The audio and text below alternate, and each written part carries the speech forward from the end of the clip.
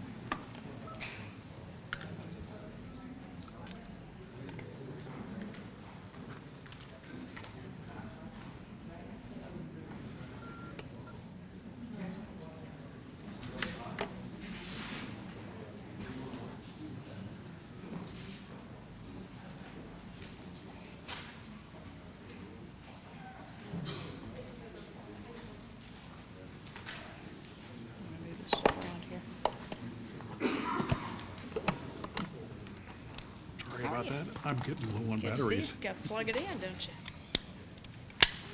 Yeah.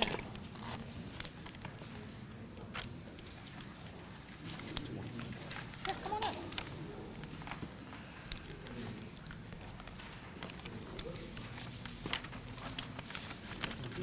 Batteries always go out the last minute.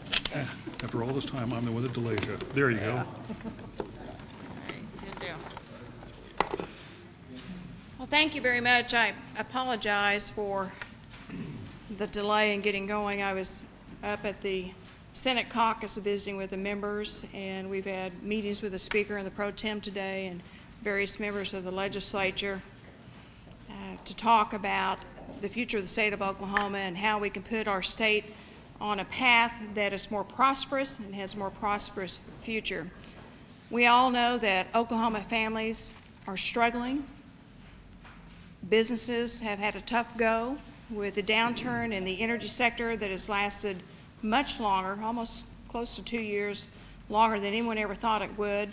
Certainly the state revenues of the state have suffered, and we've had even further declines after we initially announced our state budget back in February. We've had 2 revenue failures since that time, and the budget hole grew from $900 million to $1.3 billion. We know that there are businesses that are having job layoffs, and certainly state agencies that are feeling the impact and wondering what their future holds as far as the delivery of essential state services to the state of Oklahoma.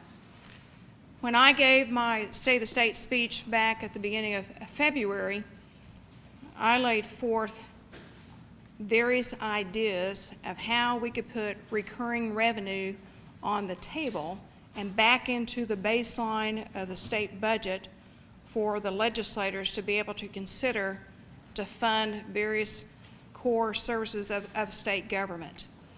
I also outlined various sources of revenue, whether it was looking at revolving funds, looking at sales tax exemptions, looking at incentives, looking at cash reserve, looking at revolving funds, all those different sources of revenue that we could consider putting back into, once again, the baseline because of our money that we receive as a state, because so much money is taken off the top, and you might remember I showed a graph showing that we have about $8 billion taken off the top of our revenue collections, that the legislature's left with about 45 cents of every $1 to be able to make a decision about where they're going to spend that money.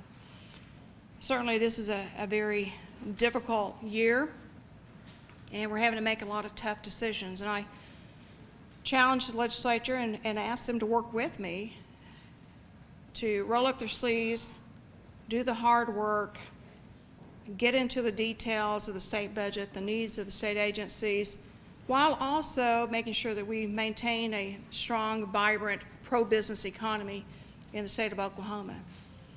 There's been questions. Certainly we're in our 11th week of our legislative session. We have about 6 weeks left to go before the session's ends about what type of work is being done to fill the $1.3 billion budget gap. I want you to know, and I think it's important for the public to know, that the House and the Senate has been working extremely hard behind the scenes, meeting constantly on the state budget. They've divided up into different working groups, looking at sales tax incentives, sales tax exemptions, revolving funds, carryover funds, pass-through funds, whatever it might be, to look at all the different revenue sources and how we could better structure our state budget so that we don't have budget holes and gaps that are artificially created because of so much money that are taken off the top, per se, as I've been talking about, and put the state on a more solid, sound foundation going into future generations, not only for future generations of Oklahomans, but future generations of governors that will come after I leave in a couple of years. I also talked to the legislature during my State of the State speech about priorities of the state, and I think it's important that the public understand that in my speech, and I think with the House and the Senate they agree with this, that the priorities are that we want to fund education, at the appropriate levels. It is unacceptable to have 4-day-week school days in education. We want to make sure that every child has the best education possible, and it's also very important that we have a highly skilled, educated workforce in our state to not only retain jobs, but to attract jobs in our state.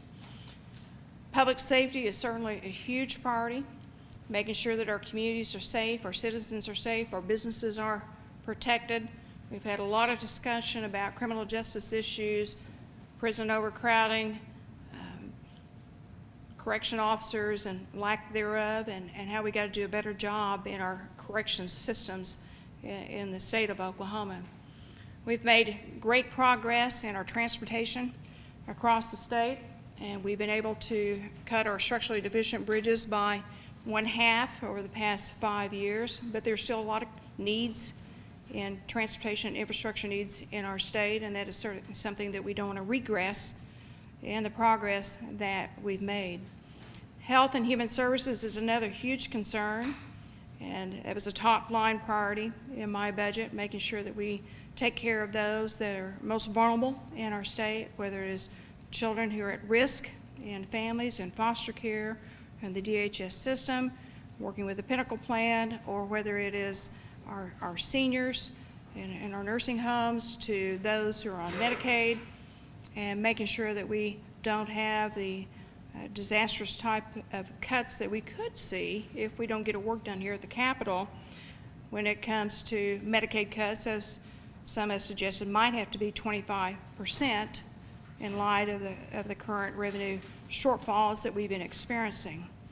And so we have been working very, very hard, maybe not in public town hall meetings per se, but I can guarantee you that we probably spend 50% of my time on the state budget and the different issues that we're dealing with.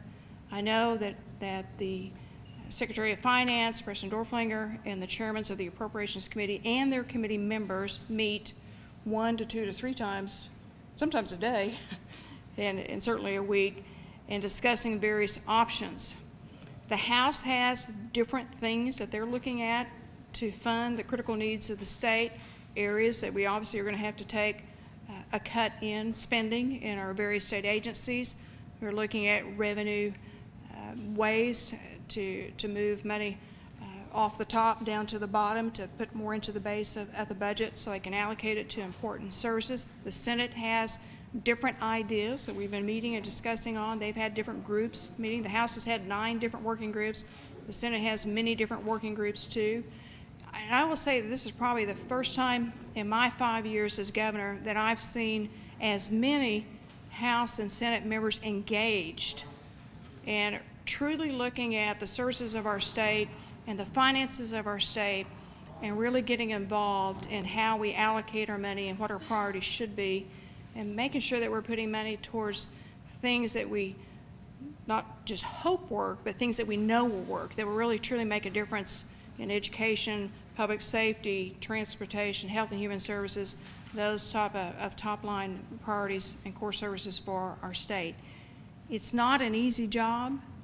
It certainly requires a lot of tough decisions to be made, but it's critical to Oklahoma's future that we make those tough decisions, that we finish our work, and we will finish our work here at the Capitol. I know that we're in agreement on many different issues when it comes to funding. There are still some issues that we don't have agreement on, but I thought it was important to give the public the assurance that they're working very, very hard, as well as all the people in the various agencies, to make sure that we tighten our belts, that we find efficiencies, just like family households, just like businesses are having to do in this challenging economy. We will get through it. We've been through this before. And looking back at decades of Oklahoma, when we've gone through downturns economically in our state, we think this may be one of the worst downturns we've gone through since possibly even before the 80s, maybe back to the 60s. It's very challenging, certainly for all of us. But you got smart people, dedicated people, certainly a lot of needs out there, and a path forward. I think we do have a path forward. So the last couple of days, I asked Secretary Dorflinger to find a way that we might be able to structure a path forward for the legislature to be able to come into agreement on key different issues and to start putting some working documents together. We have a document I think all of you had. It's a draft only. In fact, that's one of the things that we wanted to share with the House and the Senate, which we did yesterday. But it is truly a working list of ideas. It is not the budget, but when I put my budget out in February of this year, we had a $900 million shortfall. Now we have a $1.3 billion shortfall. And so I thought it was wise for us to continue to show paths forward for the state to be able to fund these core services without causing as much harm, the least harm per se, to these different core services that we want to make sure that we provide for our citizens. So, as you all know, it's a three-legged stool here at the legislature. You have the House, you have the Senate, and you have the governor. There has to be an agreement on these different revenue sources, on the different spending priorities of the state, on the different ways that we can put recurring revenue back into the budget. I have given them a list of ideas. They have their own ideas, and we are still currently meeting on these various things. Some of them they'll like, some of them they won't like. I also asked them to bring forth their ideas. Some of them I'll like, some of them I won't like. But in the end, this is how we develop a budget in the state, which usually occurs about the second or last week of session, as we all know. So today was a day just to give you an update that we're trying to find a path forward to get our work done at the Capitol, to be able to fund the important priorities, and to also explain that what we have put out is just a guideline of ideas that they can consider, along with the ideas that the House and Senate's already considering at the time. And then in the end, hopefully over the next several weeks, at least we know by 6 weeks, we're going to have a final decision on what the priorities of the budget will be. So anything else you want to add? Okay. All right. Thank you very much. Yes, sir. It looks like this budget will be about 1 or 1.5% smaller than the current budget. If the legislature does an appropriation bill that calls for significantly greater cuts, such that it would possibly endanger the education or health system, would you veto that? Well, one of the things I've asked the members to consider is that since 2007, if you look every single year, which I have a chart and a graph of all spending in the state, all appropriations of the state in education, corrections, transportation, OJA, disability, tourism, commerce, whatever it might be, that when we went through our recession back in 2008, 2009, 2010, there were big cuts made to spending in many of our key categories. And we have put money back into those things as our economy recovered, beginning in 2012, 2013, 2014. We were able to put more money back into education, about $150 million more dollars, $17 million more dollars back into mental health services. We put more money in for correction officers. We gave some of the state employees a pay raise. We certainly put more money towards roads and bridges and those things.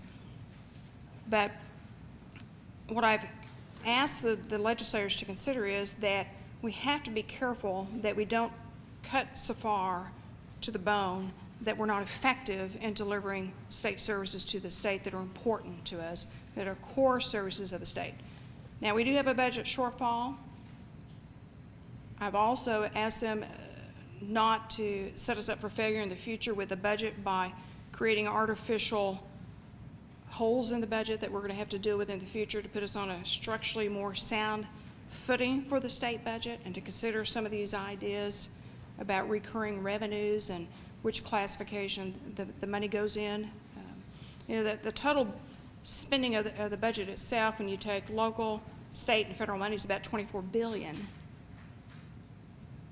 And so we have money, it's just how it's allocated, and once again, it's 45 cents of the dollar if they're allowed to appropriate because of the structure of the budget itself. But in answer to your question, that's all negotiable. I mean, we've got to find consensus on things, but I have asked them to consider that, we don't want to go to 4-day school weeks. We don't want to have nursing homes closed. We don't want to have rural hospitals closed. We certainly want to keep our highway systems safe and functioning the way it should be. And there are many other different topics I could mention, but, once again, it's a negotiation process. It's a moving puzzle that we still have 6 weeks to go to be able to negotiate these things. Your handout lists, it says, these bills free up narrow 1.3 billion. Are any of these in bill format? I mean, do you have bills that are being sponsored to implement these ideas, or is that going to come out of a GA bill, or do you still? Barbara, what we were trying to provide was just a concept, some ideas of a path forward. You've heard many of the legislators say, well, we can't get 3/4 a vote to do this, we can't do that. We're not going to be able to do things that we may want to consider, but these are ideas. So we can certainly go through the JCAB bill, certainly through that. But this was intended to be more ideas on top of the ideas I presented during my Say the State speech. A working draft, true draft, because they have their ideas, I have mine. And I invite anybody that's got ideas of how we can help solve some of the state problems to bring them forward, because they're all on the table right now. What kind of reception did you get when you met with the Senate Republican caucus? It was a great discussion. We had a discussion about a lot of these different ideas. They shared with me a lot of their ideas. I've met with the speaker several times this week, and I know he's in a caucus right now, or I'd be talking to them. But great reception, because that's what I want to happen. In the years past, people complained that budgets have been done in a back room and not very many people were included in this. I think this is probably the most inclusive year we've ever had, with legislators being highly engaged in discussing the finances of the state, the priorities of the state, and putting many different ideas on the table, concepts on the table of how we can close a large budget gap and make sure that Oklahoma's on a path that's going to be prosperous in the future. Governor Fallin, a lot of legislators are concerned that we're using the state's credit card to get out of debt. What would be your response to that? Well, if you look at this sheet, one of the things I've been talking about is fixing the structural issues of the state budget itself. And as I mentioned, we have $24 billion. Actually, when you take all the different revenue sources of the state, we have $8 billion that comes off the top that's apportioned back to different functions of the state of Oklahoma. And then we typically have had about a $7 billion budget, although now the revenue certification is much less than that. And I've also mentioned that 45 cents of every dollar is available through appropriations, because everything's already allocated to something else to begin with. That's the whole concept I'm talking about, is we've got to fix the structure of the budget so that we don't continually have these budget shortfalls with the money that's available for the legislature to be able to appropriate. So I've asked them to look at recurring revenues. It's money that's already there. Revolving funds, it's money that replenishes every year. We classify them where they really belong. So look at some of our tax exemptions, some of our tax incentives, tax credits. I mean, that's all fair game. We want to certainly have incentives on the books that helps us attract investment, attracts jobs, which we've been very successful at, and that's important to the business community. In fact, I'll tell you that last night I was in Tulsa.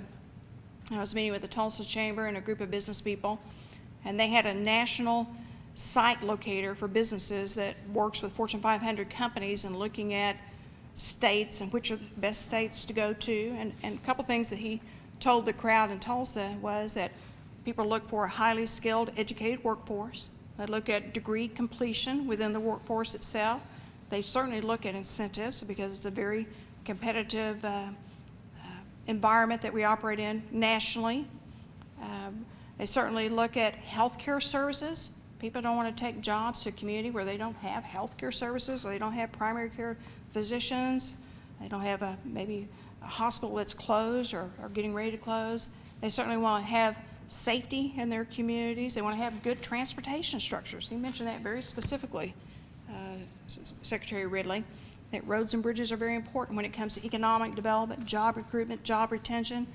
And one of the things I don't want to do is see Oklahoma move backwards on some of the progress that we've already made on so many of these key issues. What are the odds that teachers are gonna get a raise on your budget? Well, this sheet does not outline a teacher pay raise. I said in my State of the State speech that I do want to give teachers a pay raise. There actually are separate issues that we're discussing between the House and the Senate on how we can help better fund and retain our teachers in the state of Oklahoma. So that's a separate issue. It's ongoing discussion. Certainly, there's the Bourne proposal, which raises the state sales tax to the highest rate in the nation. That's a concern, frankly, to municipalities. It's a concern to the Commerce Department and putting us in that top category. But I think we're all in agreement that we want to make sure that we retain our teachers, that we're able to help them with a pay raise. And we're, frankly, discussing some things in our caucuses and our meetings that would be an alternative to that. How much in bonding does your proposal contain, municipal roads? Well, one of the things we've been looking at and suggesting to the House and the Senate is looking at some bonding, and that's always subject to negotiation and subject to debate upon what's the appropriate amount of bonding. But the one thing is I've told the House and Senate, and certainly told the public in my State of the State speech, that 40% of our bond debt comes off the books by 2018, which gives us a lot of capacity to utilize some bonding within a reasonable amount for roads and bridges, for finishing the Capitol.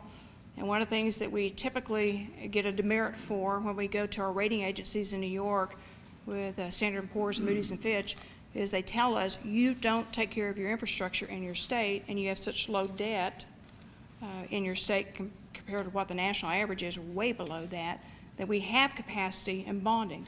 Now, the one thing we want to be careful about is that we don't create artificial holes in the future, but considering that 40% of our debt comes off the book by 2018, we can structure bond issues certainly to be able to help us through this challenging time, because there will come a time when our economy will recover. There will come a time when the price of oil and gas will come back up. Personal income tax earnings will come back up. Certainly corporate income tax will come back up, and we'll be in a much better position. Turning to the healthcare budget side, what are your thoughts on the Medicaid rebalancing proposal? And I guess looking back to 2012, do you think it might have been a mistake to reject Medicaid expansion? Well, I think the public has spoken pretty clearly, and I know the legislators have spoken pretty clearly, that I think the majority of us feel that Obamacare has not worked the way it's supposed to. We've certainly seen our health insurance premiums escalate by huge amounts.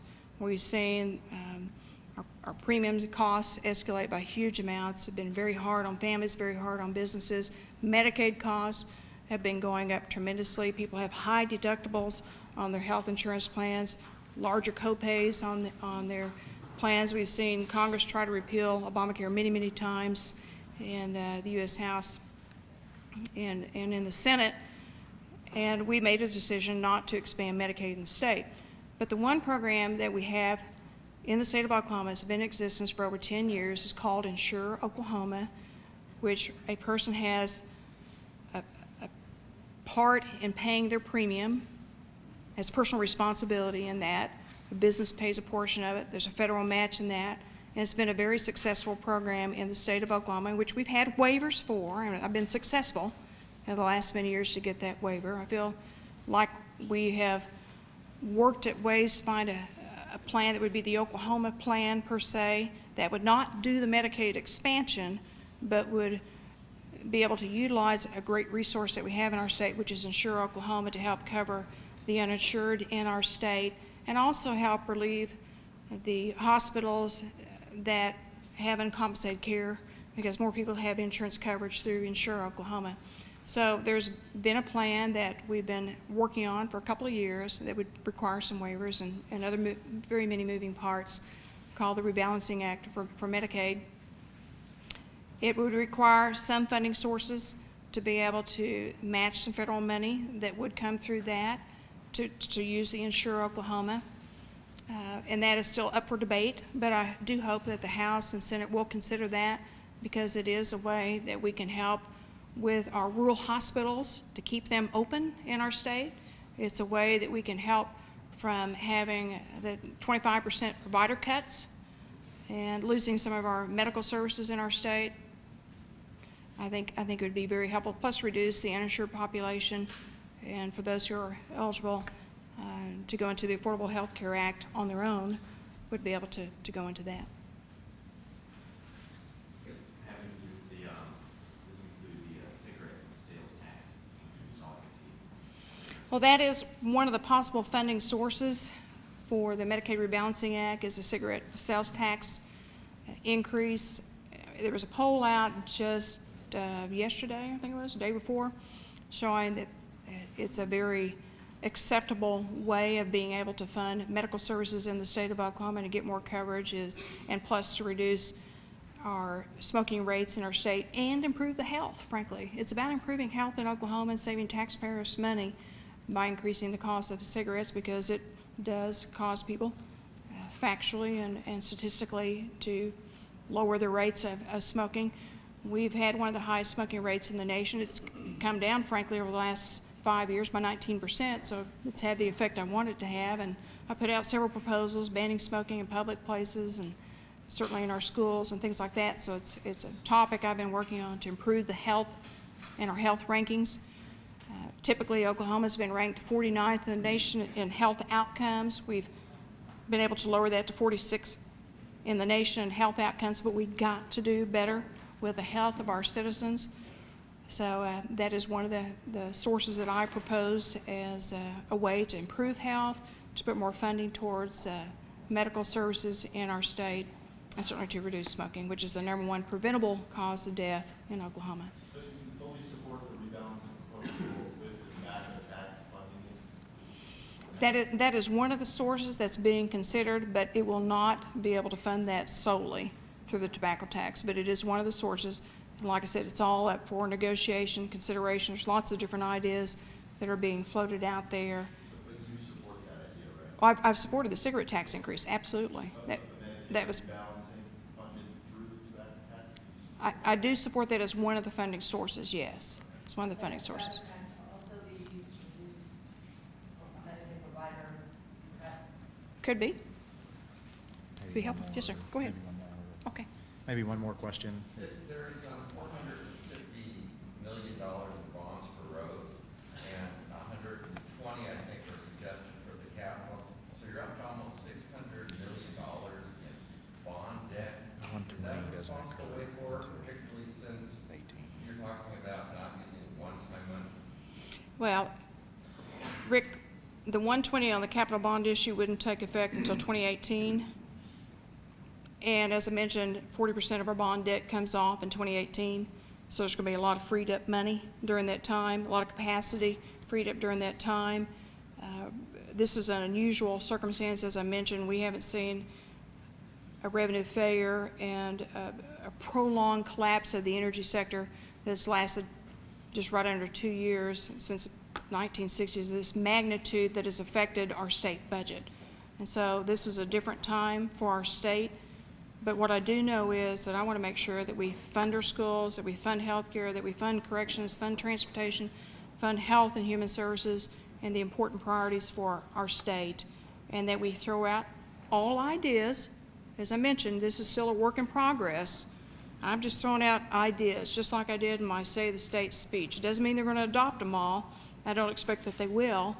There'll be some things they propose I like, and some things I propose they don't like. You just have to all work together. But the main thing I wanted to do today was to assure the public that we know there are people in the state of Oklahoma that are worried about jobs. There are businesses that have taken hits because of the energy sector downturn. About 1 in every 5 to 6 jobs is some relation to an energy sector company, whether directly or indirectly.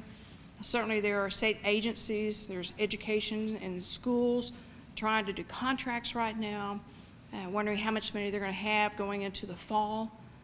But my goal today was just to say there's a huge amount of work going on between the House and the Senate, and frankly to tell them I appreciate them for being so involved this year to a level that we hadn't even seen in the past. And I think that's commendable. So thank you very much.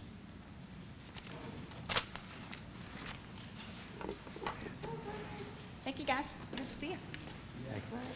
It's about. Well done. Okay. I mean, we're talking about. Portions. This is all we're talking about.